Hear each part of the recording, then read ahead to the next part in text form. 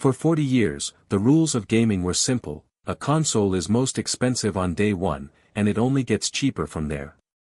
But in 2026, Sony just shattered that reality.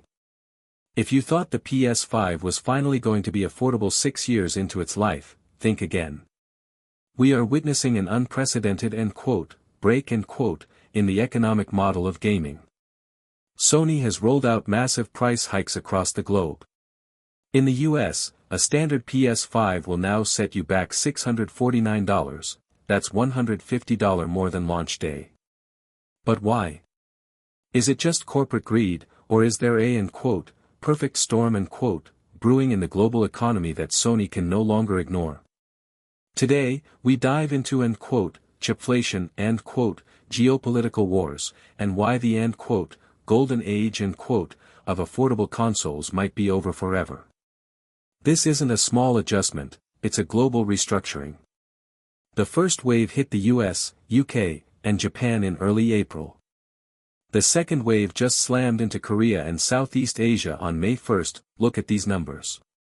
In South Korea, the PS5 digital edition skyrocketed by 43.5%. In Vietnam and the Philippines, prices jumped by nearly 30%. Even the high-end PS5 Pro, which launched only in late 2024, is seeing 15% to 30% increases depending on where you live.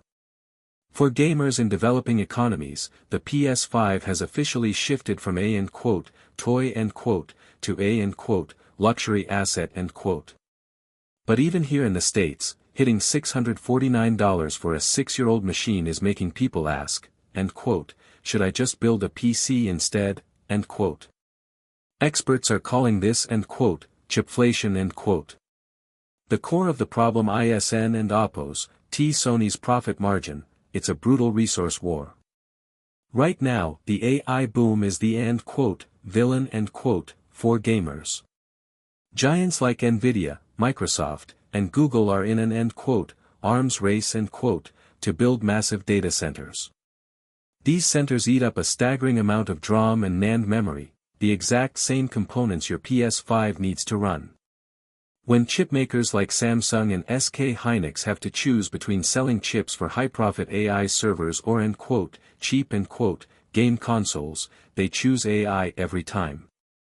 DRAM prices surged 172% year-over-year by late 2025.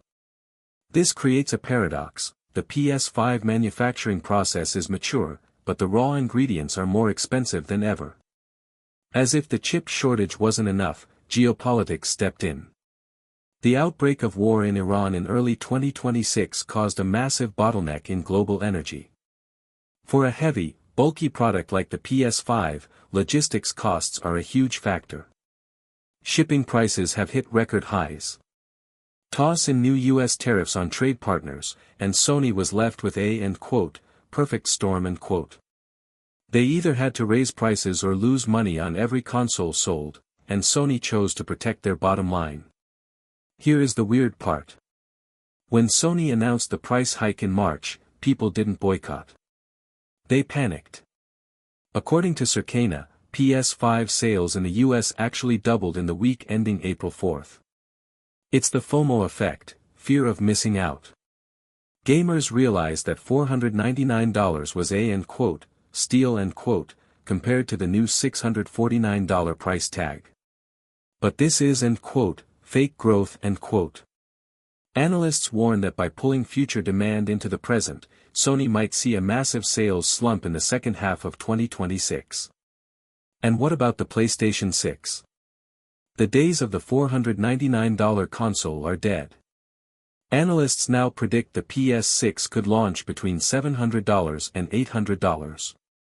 If inflation stays this high, we might even see a 50% price increase over the PS5's launch price. We are witnessing the end of an era. For decades, consoles were the affordable way to play. Now, they are becoming high-end electronic assets If you're in the market for a console in 2026, my advice: look at the second-hand market for the original fat PS5 models, which are still hovering around $400. Or, if you and Oppos, buying new, look for bundles that include games to offset the cost. Sony is betting that if the games, like the upcoming Grand Theft Auto 6, are good enough, you will pay any price they ask. But is there a limit? At what point do we just say no? Let me know in the comments, is $649 too much for a PS5? Are you switching to PC? I'm Tech Perspective, and this is the future of gaming. See you in the next one.